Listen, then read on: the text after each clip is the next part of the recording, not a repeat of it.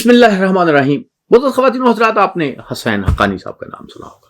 حسین حقانی صاحب جرنلسٹ رہے ہیں، پاکستانی حکومتوں کے ساتھ وابستہ رہے ہیں، پھر امریکہ میں پاکستان کے سفیر رہے ہیں.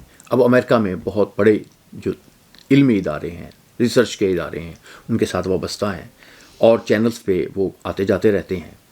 کچھ عرصہ پہلے ان کی ایک کتاب جو ہے وہ شائع ہوئی تھی اور انہوں نے یہ کہا تھا، اس میں یہ بتانے کی کوشش کی تھی کہ حقیقت پسند پاکستان جو ہے، کتاب کا نام جو ہے وہ اس کا اردو ایڈیشن بھی ایک چھپا، وہ دے تھا کہ پاکستان جو ہے، حقیقت پسند پاکستان جو ہے وہ کیسا ہوگا اور ایک غیر فعال ایٹمی طاقت کو جوہری تبدیلی کی ضرورت ہے.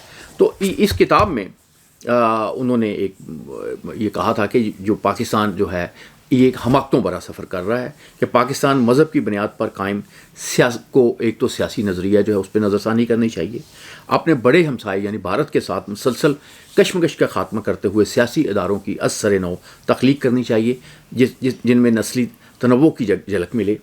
غیروں کی فیاضی پر انحصار کرنے کی بجائے اپنی معیشت کو استوار کرتے ہوئے اسے اپنے پاؤں پر کھڑا ہونا چاہیے. اور اس نے کہا کہ صرف اسی طرح سے ہم اپنی ناکامی اور کمزوری پر قابو پا کر غیر فوجی عالمی پیمانوں پر پست ترین جو اس وقت سطح پہ ہے اس پہ بلند ہو سکیں گے. حسین حقانی صاحب جو ہیں ان کے متعلق لوگ بہت سی باتیں کرتے ہیں، ان کی حب الوطنی پہ بھی بات کرتے ہیں، لیکن مجھے ان کی حب الوطنی پہ کوئی شبہ نہیں ہے. وہ بڑے لائق آدمی ہیں، لیکن غلطی تو ہر بندے سے ہو سکتی ہے، وہ ڈفرینٹ انداز سے سوچ سکتے ہیں. اور میرا خیال ہے اگر حقانی صاحب سے بھی کوئی ڈفرینٹ انداز میں سوچے تو اس میں بھی انہیں کوئی خاص یعنی جو ہے وہ اعتراض نہیں ہو. حسین حقانی صاحب جو ہیں پاکستان سے خوش نہیں ہیں، اسی طرح سے خوش نہیں ہیں جس طرح سے پاکستان میں رہنے والے بے شمار لوگ جو ہیں اس سے خوش نہیں ہیں. اور وہ پاکستان کا جو سفر ہے، پاکستان کی جو ایک وقت گزرا ہے، اس کو ایک حماقتوں کا سفر قرار دیتے ہیں. حقانی صاحب کی اس بات سے اتفاق کرنے والے بھی پاکستان میں بہت ہیں اور اختلاف کرنے والے بھی بہت ہیں. حقانی صاحب نے اپنی کتاب کا جو دیباچہ ہے اس میں اکثر کتابوں کا ذکر کیا ہے جو پاکستان کے متعلق لکھی ہیں اور ویسٹ میں لکھی ہیں، اور ان کے متعلق ایک نقطہ نظر ہے ان کا. اور بنیادی طور پہ یہ کتاب جو ہے یہ بھی اسی نقطہ نظر کا تسلسل ہے کہ پاکستان کا جو ملک ہے یہ ایک تو بننے میں اس نے غلطی کی ہے، پھر اس کا سفر بڑا غلط ہوا ہے، اور پھر یہ ہے کہ اب اس کا جو وجود ہے وہ اس کے متعلق جو ہے وہ بس مشکوک سی بات ہے. اور اگر اس نے چلنا ہے تو اس کو بہت بنیادی تبدیلیاں کرنی پڑیں گی. اس کتاب میں بہت سی چونکا دینے والی باتیں ہیں، لیکن کچھ میرا خیال ہے کہ کچھ اہم ترین جو چیزیں ہیں وہ بالکل نظر انداز کر دی گئی ہیں. وہ اسی طرح سے نظر انداز کر دی گئی ہیں جیسے پاکستان پہ لکھی ہوئی کتابیں جو ہیں ان میں نظر انداز کی جاتی ہیں. میں حقانی صاحب جو ہیں میرے محترم رہے ہیں اور میرا ان سے تعلق بھی رہا ہے، اور میں ان کی ذہانت کا ان کی بڑا قائل ہوں. وہ بڑی دلیل سے بات کرتے ہیں. بہت کم لوگ جو ہیں ان کا مطالعہ جتنا حقانی صاحب کا ہے.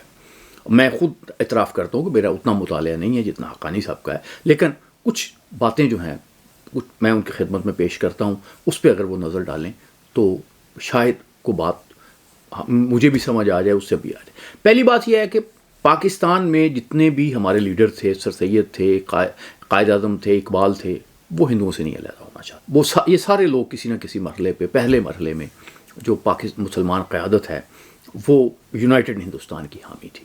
یہ تو آپ ان لوگوں کی ہسٹری پڑھ لیں، یہ دیور پشٹ کہ وہ علیحدہ چلیں. کیونکہ جو کانگریس تھی اس میں مسلم لیگ کے لیے گنجائش نہیں تھی. وہ اتنا بڑا دل نہیں تھا کہ اس کو گنجائش پیدا ہوتی. آپ بات کریں گے مولانا ابوالکلام آزاد کی، بے پناہ عالم آدمی تھے اور کانگریس میں انہیں بہت ایک اہمیت بھی حاصل تھی، لیکن قاسم انہیں شو بوائے کہتے تھے کانگریس کا. اور وہ اس اعتبار سے درست کہتے تھے کہ اگر ان کی جو بایوگرافی ہے آزادی ہند کے متعلق نام سے جو انہوں نے لکھی ہے اگر پڑھیں تو اس میں خود انہوں نے لکھا ہے کہ جب وہ بنگال کی پارٹیشن کا معاملہ ہوتا تھا تو ہندو جو قیادت تھی ان سے باتوں کو چھپاتی تھی، اور اس لیے چھپاتی تھی کہ وہ ان پہ ٹرسٹ نہیں کرتی تھی. یہ خود مولانا نے لکھا ہے. حالانکہ یہ وہ شخص ہیں مولانا ابوالکلام آزاد جنہیں انہوں نے انڈیا کا صدر بھی بنایا، لیکن صدر وہ جیسے آپ جانتے ہیں کہ جیسے سیریمونیل صدر ہے، کہ جیسے ہمارے ہاں بھی ہوتے تھے. چودھری فضل اللہ صاحب جو بھٹو کے زمانے میں اتنے یعنی بے اختیار صدر تھے کہ کسی نے ایوان صدر کی دیوار پہ لکھ دیا تھا کہ چودھری فضل اللہ کو رہا کرو. ہم یہ تو نہیں کہتے کہ وہ اتنے بے اختیار صدر تھے مولانا ابوالکلام، لیکن وہ بہت بڑی علمی شخصیت ہے، شخصیت ان کی بہت بڑی تھی. تو لیکن ہم یہ دیکھتے ہیں کہ جتنے بھی صدر ہوئے ہیں مسلمان یا جو بھی اعلیٰ عہدوں پہ رہے ہیں بھارت میں مسلمان، وہ مسلمانوں کا وہاں کوئی معاملہ جو ہے وہ کر نہیں سکے۔ پہلی بات یہ ہے کہ اگر ہم اس طرح سے دیکھیں کہ اگر انڈیا میں رہنے والے مسلمانوں کے حالات جو ہیں ہم سے بہتر ہوتے تو یا آزادی کی صورتحال بہتر ہوتی یا کچھ ایسا بہتر ہوتا، تو بالکل ایسا ہی ہوتا جیسے کہ مغربی جرمنی جو ہے اور مشرقی جرمنی کا معاملہ ہوا تھا۔ مغربی پاکستان کے لوگ کہتے نہیں ہم نے تو غلط فیصلہ ہوا تھا، ہمیں اکٹھے ہو جانا چاہیے۔ لیکن جو شخص بھی پاکستان کا انڈیا کا دورہ کرتا ہے وہ پاکستانی ہو کے واپس آتا ہے، وہ کہتا ہے کہ اور جن کی وہاں جا کے باہر کچھ انڈین مسلمان اور طرح سے ملتے ہیں، لیکن انڈیا میں جا کے وہ مسلمانوں کے ساتھ کچھ وقت گزار کے آتا ہے، وہ کہتا ہے نہیں پاکستان غنیمت ہے۔ اس سارے حالات کے باوجود جو ہے پاکستان غنیمت ہے۔ ہمارے پاس حقانی صاحب ہمارے پاس چوائس کوئی نہیں تھا، ترقی کا اور کوئی چوائس نہیں تھا۔ یا تو آپ ان کے شودر سے نیچے جو ہے عمومی طور پہ قبول کر لیتے، یا پھر آپ کوئی ایسی صورت نکالتے۔ اچھا، اب پاکستان بن گیا۔ اگر اب 1940s کے عشرے میں بے شمار رپورٹیں لکھی گئیں، بے شمار باتیں ہوئی کہ پاکستان نہیں بنے گا، پہلی بات یہ ہوئی۔ پھر یہ ہوئی کہ اگر بنا تو چلے گا نہیں۔ اور آپ یہ دیکھتے ہیں کہ 3 جون کا جو پلان ہے یہ بھی کانگریس نے اس امید پہ کیا تھا کہ یہ ملک نہیں چلے گا، یہ دوبارہ جناح جو ہے ہمیں کہیں گے کہ شامل ہو جائے، لیکن یہ ملک چلا۔ پھر اس کے بعد ہم دیکھتے ہیں کہ یہ بھی ایک حیران کن بات ہے کہ یہ ایٹمی طاقت بھی بنا، اور بنگلہ دیش علیحدہ ضرور ہوا، لیکن بھٹو نے بڑی پتے کی بات کہی تھی کہ مسلم بنگال ہمیشہ مسلم بنگال رہے گا۔ آج مسلم بنگال جو ہے، بنگلہ دیش جو ہے، یہ بھارت کو آنکھیں دکھا رہا ہے اور اسے وہ بتا رہا ہے کہ نہیں ہم آپ کے غلام نہیں ہیں۔ لیکن آج بھی بھارت میں یہی جو انتہا پسند ہندو ہیں، جو بی جے پی ہے، وہ وہی نعرے لگا رہی ہیں کہ مسلمانوں کے 2 ہی مقام، یا پاکستان یا قبرستان، اس طرح کے نعرے لگ رہے ہیں۔ اب یہ مینٹیلٹی تھی جس کی وجہ سے پاکستان جو ہے وہ بنا۔ اور حسین حقانی صاحب، یہ بھی ایک تاریخ کا حصہ ہے کہ بھارت نے پوری طرح سے کوشش کی ہے کہ پاکستان نہ چلے۔ کشمیر کا ایک مسئلہ تھا، اب آپ بات کہتے ہیں کہ جی ہماری جنگیں ہوئیں، جنگیں کیوں ہوئیں؟ اس لیے ہوئی کہ بھارت اس پہ کوئی ریزنیبل بات کرنے کے لیے تیار۔ ایک بنیادی آئیڈیا تھا پارٹیشن کا کہ یہاں مسلم اکثریت کے علاقے ہوں گے، وہ پاکستان کا حصہ بنیں گے۔ تو کیا کسی کو شبہ ہے کہ کشمیر مسلم اکثریت کا علاقہ نہیں تھا؟ کیسی آپ نے زبردستی اس کو بھارت کا حصہ بنا لیا، اور یہ پھر ایک معاملہ شروع ہوا۔ اب آپ دیکھیں کہ پاکستان کے ساتھ کشمیر کے معاملے میں انڈیا کا جھگڑا ہے، لیکن اس کا کشمیر کے ساتھ بھی جھگڑا ہے، اس کا بنگلہ دیش کے ساتھ بھی جھگڑا ہے، اس کا جو چھوٹے ملک ہیں ان کے ساتھ بھی جھگڑا ہے، اس کا سری لنکا کے ساتھ بھی سرحدوں کا جھگڑا ہے۔ تو اب پاکستان کیا کرے؟ اگر آپ حسین حقانی صاحب آپ بیٹھے ہوئے ہوں، آرام سے بیٹھے ہوئے ہیں، آپ کی زندگی عذاب میں ڈال دیجیے، آپ کیا کریں گے؟ کچھ نہ کچھ تو آپ کریں گے نا، کچھ نہ کچھ تو آپ کو بہیو کرنا پڑے گا نا۔ تو یہ ایک بات میں کرنے جا رہا ہوں آپ سے۔ دوسری بات یہ ہے کہ ابھی بھی جو ہے وہ تقریر کرتے ہیں مودی اور بلوچستان کی بات کرتے ہیں، ابھی بھی وہ اس پہ فخر کرتے ہیں اور بڑے فخر سے بتاتے ہیں کہ بلوچستان میں جی بڑے معاملات خراب ہیں۔ یہ کہا جاتا ہے اور فوراً رپورٹس اب اس پہ آ گئی ہیں کہ بھارتی جو ہیں بڑے سرگرم عمل ہیں افغانستان میں کہ کسی نہ کسی طریقے سے پاکستان اور افغانستان کا ایک معاملہ ہو جائے۔ لیکن پاکستان بہرحال اپنا یہ سفر جاری کیے ہوئے ہے۔ ابھی بے شمار اچھی خبریں مل رہی ہیں کہ یہاں پہ معدنی وسائل بہت ہیں، یہاں پہ ایسی ریئر جو ارتھ منرلس ہیں جو جس کے مستقبل کا انحصار ہے، بیٹریوں کا، انورٹرز کا اور دوسری اس طرح کی جدید چیزوں کا، وہ پاکستان میں بڑی تعداد میں موجود ہیں، اور پاکستان میں لوگ جو ہیں وہ اب آ بھی رہے ہیں۔ سی پیک جو ہے وہ بھی پاکستان کو ایک صورت دے رہا ہے۔ گوادر فی الحال معطل ہے، وہاں پہ معاملہ ہے، لیکن یہ بات یاد رکھنی چاہیے کہ چین نے وہاں انویسٹمنٹ کی ہے، اور چین جو ہے اس معاملے میں پاکستان کے ساتھ کھڑا ہے۔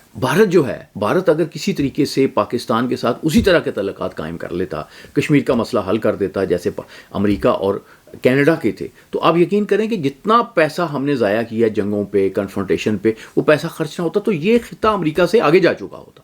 اس خطے کو امریکہ سے یا بہت ترقی یافتہ ہونے سے جس نے روکا ہے وہ تو بھارت نے روکا۔ دیکھیں بھارت بڑا ملک ہے، 5-7 گنا بڑا ملک ہے، اس کا بجٹ دیکھیں کوئی $100 بلین سے ڈیفنس کا زیادہ، ہمارا تو $10-12 بلین سے نہیں ہے، 10 گنا کہیں زیادہ جو ہے وہ ڈیفنس پہ خرچ کرتا ہے۔ وہاں کی فوج جو ہے بڑا رول پلے کرتی ہے، لیکن وہ دیکھیں اتنا کچھ ہونے کے باوجود وہ اتنے افیکٹو نہیں ہے کہ پاکستان ان کے خلاف کھڑا ہے، چین ان کے خلاف کھڑا ہے، اور چین آنکھیں دکھا رہا ہے۔ اب وہ جتنی تقریریں کرتے ہیں یا بنگلہ دیش کے خلاف کرتے ہیں یا پاکستان کے خلاف کرتے ہیں، یہاں بات آتی ہے چین کی، چپ، کوئی بات نہیں ہوتی۔ چین کے ساتھ وہ تجارت بھی کر رہے ہیں، تعلقات کو بہتر بنانے کی کوشش بھی کر رہے ہیں۔ تو دوسری بات یہ ہے کہ ہمارے ہاں سیاسی ادارے جو ہیں وہ نہیں ہوئے، اس میں وہ فوج پہ الزام لگاتے ہیں، میں بھی بالکل اس بات پہ اتفاق کرتا ہوں کہ فوج کا سیاست میں کوئی رول نہیں ہونا چاہیے، لیکن آپ اس پہ بھی ضرور دیکھیں.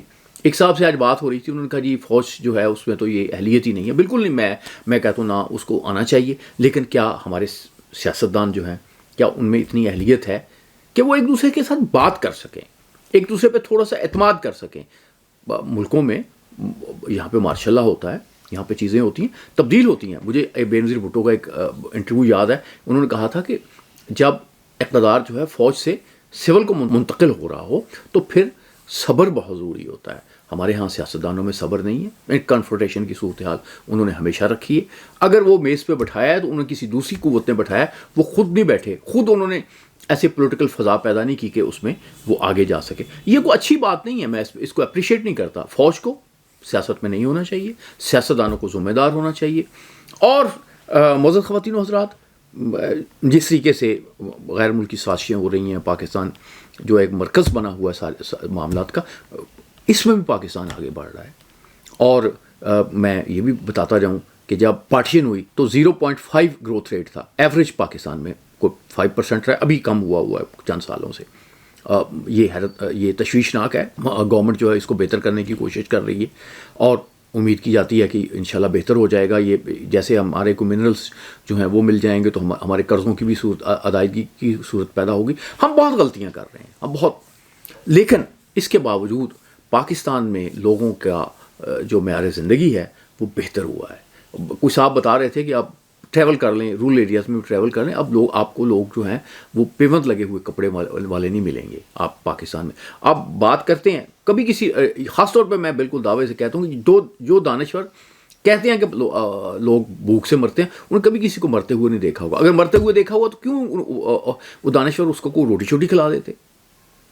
وہ روٹی نہیں کھلائیں گے، کسی کا کوئی کام نہیں کریں گے، انہیں استعمال کریں گے اگر کوئی غریب آدمی ہے. لیکن پاکستان میں اگر میڈیکل سائنس کی رپورٹس کو دیکھا جائے تو پاکستان میں ایسی بیماریاں جیسے شوگر ہے، بلڈ پریشر ہے، ہارٹ ڈیزیز ہے، ان کا ایک ہی وجہ بیان کیا جاتا ہے کہ لوگ یہ زیادہ کھانے کی وجہ سے ہو رہی ہیں، زیادہ فوڈ کی وجہ سے ہو رہی ہیں. معزز خواتین و حضرات، میں نہ حکمرانوں کا دفاع کر رہا ہوں نہ دوسروں کا دفاع کر رہا ہوں، لیکن میں یہ ضرور کہہ رہا ہوں کہ یہ پاکستان میرا ہی نہیں، آپ کا بھی ملک ہے، بلکہ آپ کا ملک ہے، ہم سب کا ملک ہے. اور ہمیں یہاں غلطیاں ہو رہی ہیں، اسے درست کرنا چاہیے. لیکن سب سے پہلے ہمیں یہ دیکھنا چاہیے کہ ایک تو سب سے پہلے پاکستان کو سمجھنا ہوگا، ہمیں اس کو اون کرنا ہوگا، اس پہ فخر کرنا ہوگا. اور اس کے ساتھ ساتھ ہمیں یہ بھی دیکھنا ہوگا کہ پاکستان نے ہمیں کیا دیا اور ہم نے پاکستان کو کیا دیا.